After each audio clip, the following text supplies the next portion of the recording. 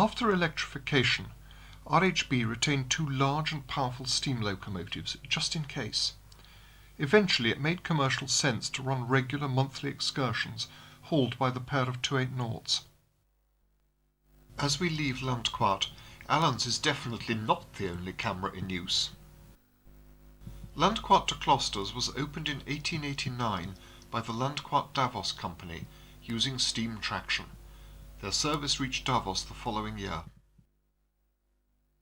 This line became the first part of the Rhaetian in 1895, but it wasn't electrified until 1920–21. After only 4 miles of sitting on the wooden seats came the first photo stop and run past. RhB 107 and 108 are from a class of 29 G45s built between 1904 and 1915. After electrification, the remainder of the type was sold abroad, 18 to Thailand, 7 to Spain, 2 to Brazil.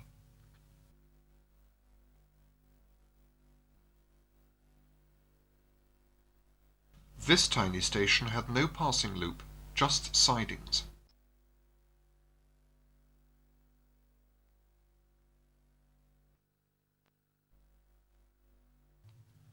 Along this lower part of the Prättigau valley, grades are no steeper than 3.5%, about 1 in 28.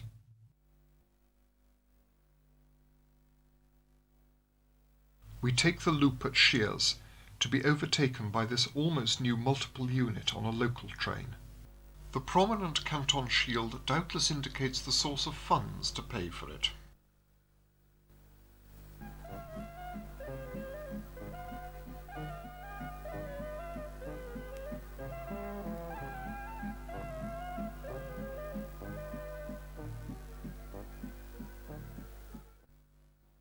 Also new, opened only a few months previously, this route deviation, including a half-mile tunnel.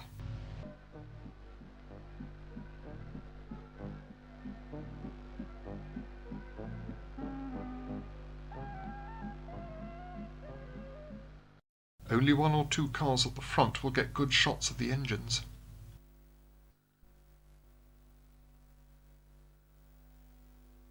Another deviation, as yet unfinished. Vintage rolling stock, 4 bogie coaches with the shaped wooden seats, still in daily use only 20 years earlier, and a 4-wheeled van in which refreshments were available. The village of Kublis. The gradient has steepened to 4.2%, or 1 in 23.8, which will continue to Klosters. So we'll run into the loop at Sas for a photo stop, allowing the engines to recover.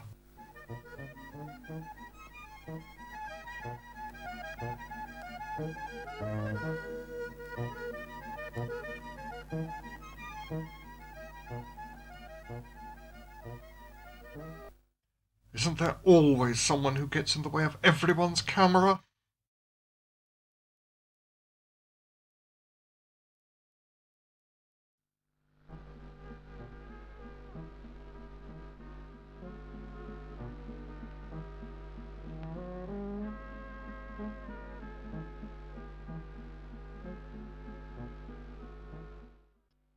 We think it's a tape recorder. Unfortunately, this was shot as a silent film, so we're unable to give you the authentic sound of the pair of 280s.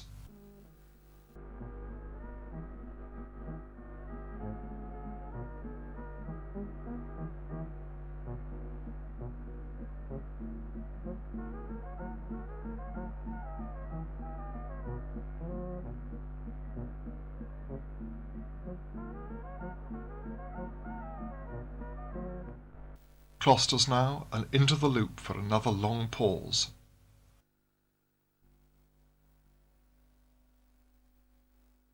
Klosters is noted as a winter sports favourite of some of the British royal family. This stop allows the loco crews to prepare for the even steeper climb to come. So the drivers are oiling round, while the firemen clean their fires, and they even have time for footplate visitors. The bridge by which we leave has since been rebuilt for a second track. That enters a tunnel below our route, to emerge heading for the start of the Verina Tunnel, an 11-mile short cut to the lower Engadin. From the standing start at Klosters, round a sharp curve and into the 4.5%, or almost 1 in 22 for nearly 7 miles, a climb of more than 1,000 feet.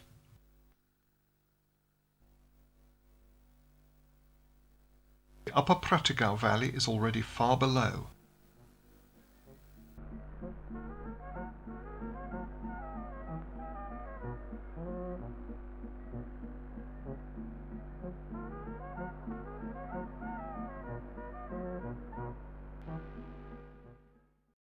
A short easing through Kavardurli,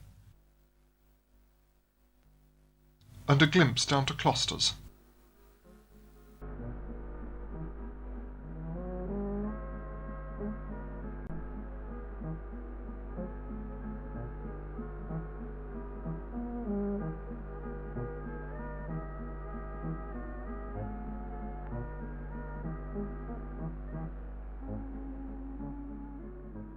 Another easing at Davos Laret. Station names prefixed Davos extend over 12 miles of this line.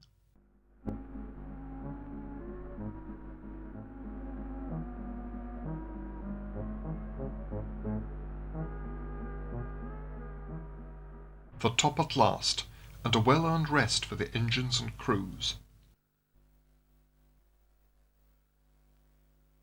The 2 steam locomotives have surmounted more than 3,600 feet since the start at Landquart. Swiss outdoor block signal bells have since become hard to find in today's world of remote control systems.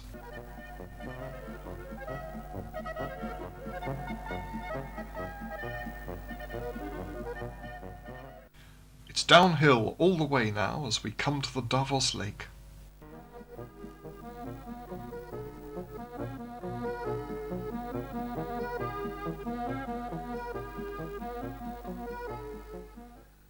Davos town itself has 2 stations. The first recalls the resort's village origins.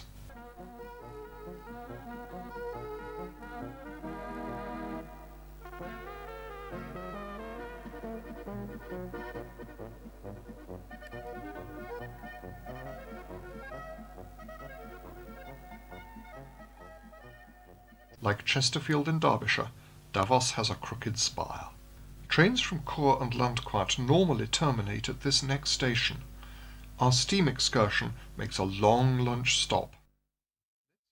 We leave Davos for Filisur. This part of the RhB is normally served by an hourly local shuttle.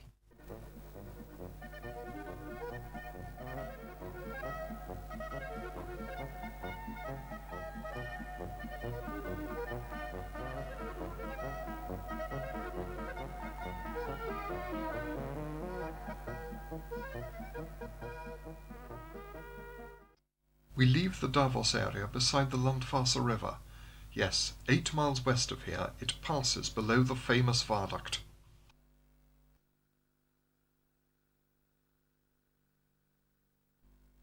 A last look back at Davos Glaris before we start to enter the gorge where the river drops away through a layer of softer rock.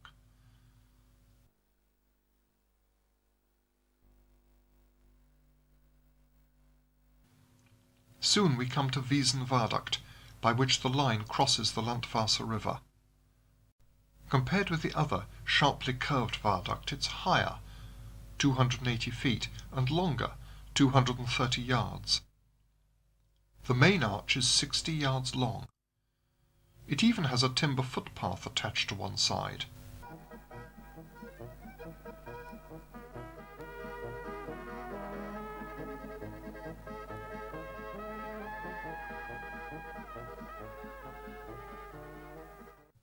It's only 2.5 miles beyond the Visen viaduct to the junction of Filisur.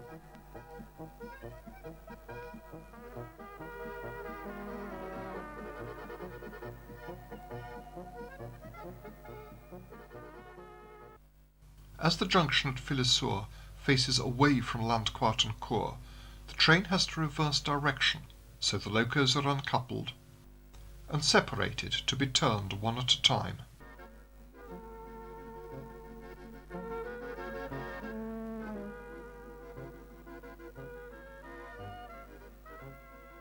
Almost everyone must be off the special and scattered across the station yard, apparently oblivious to the fact that this station is on the RhB main line. Incredible to British eyes is that the station staff just ignore all this.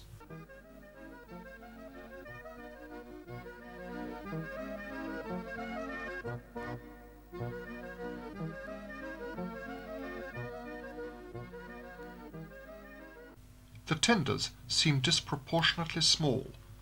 Is this to allow the locos to fit already existing turntables, one wonders?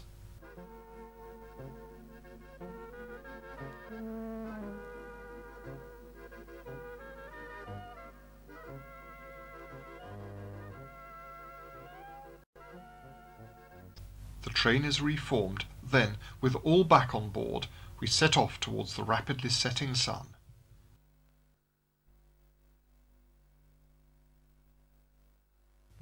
So we enter a short tunnel, to emerge directly onto the highest part of the landwasser viaduct. See, the last arch connects to the cliff face.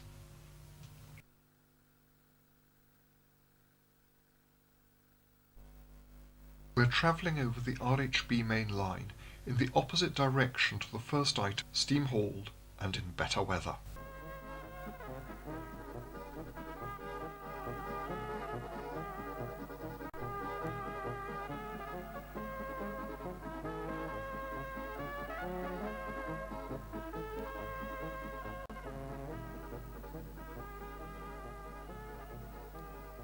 Tiefenkastel,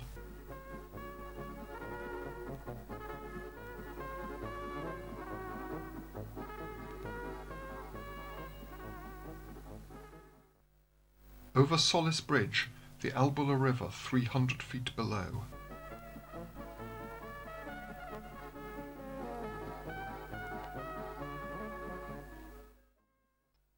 Along the Chur ravine with its 9 tunnels. The light's just right to film from the rear balcony. That's the best way to see the Campi ruin from the train.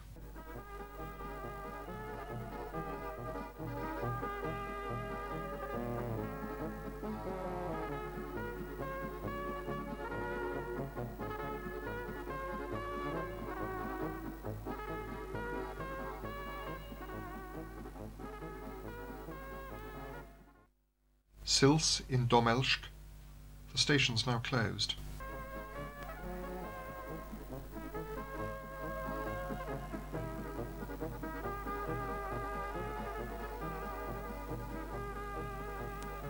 Rottenbrunnen.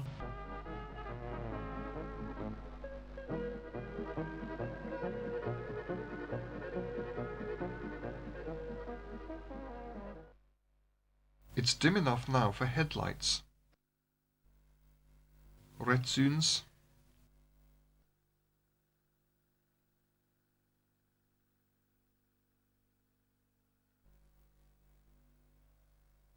Bonadots with the local for tussis.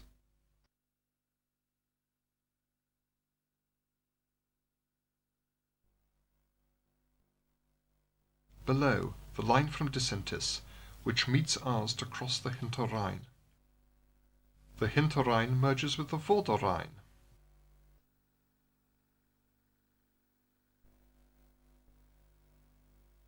Reichenau-Tamins.